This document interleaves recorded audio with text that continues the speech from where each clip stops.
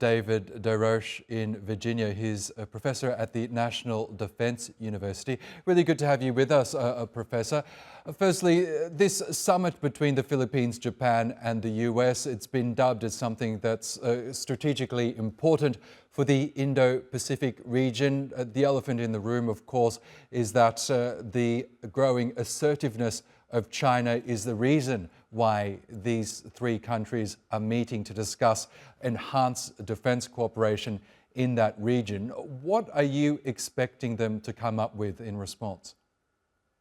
I think that there will be an announcement of enhanced joint exercises. I think that there will probably be some development on basing access, and I think that there may be an announcement of some sort of military capacity shipbuilding or ship provision to the Philippines.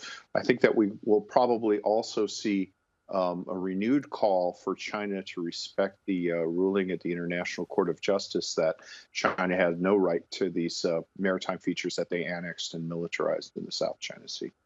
And of course, these various territorial disputes between Beijing and the several countries in the East Asia region, and they've been bubbling on for many years now, but China seems to be ignoring all those calls for them to desist, to perhaps respect the territorial integrity of countries like the Philippines, Indonesia, Vietnam. What will it take, do you think, for Beijing to come to some sort of a compromise and to listen to those calls?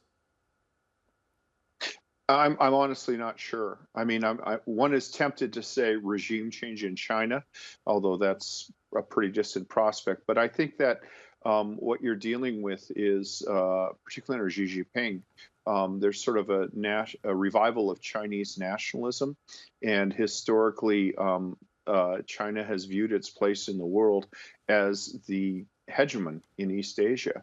So I think that it will take a concerted effort, multilateral effort that will have perhaps, it will require these countries to develop true navies and to respond in kind. So, at the end of the day, the most common technique is the Chinese just have a large number of ships that block off the militarized facilities that they've seized from other countries.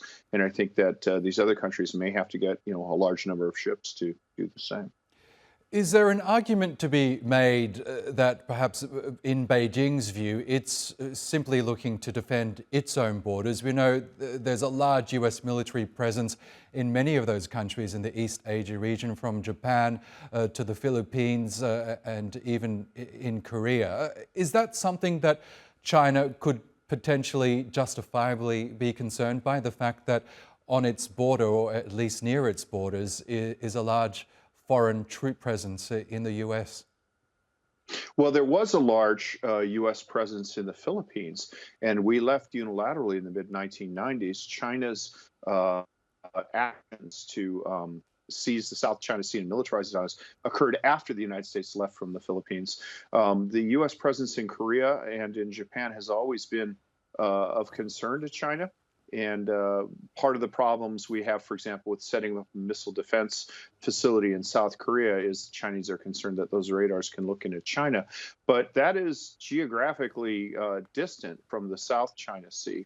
I think a greater concern is the control of the disputed islands that China claims that belong to Japan, and Taiwan, of course, and basically the Chinese desire for hegemony in the western reaches of the Pacific Ocean. Okay, David Des Roches, we'll leave it there for now. But thank you, as always, for joining us on the program. Thank you.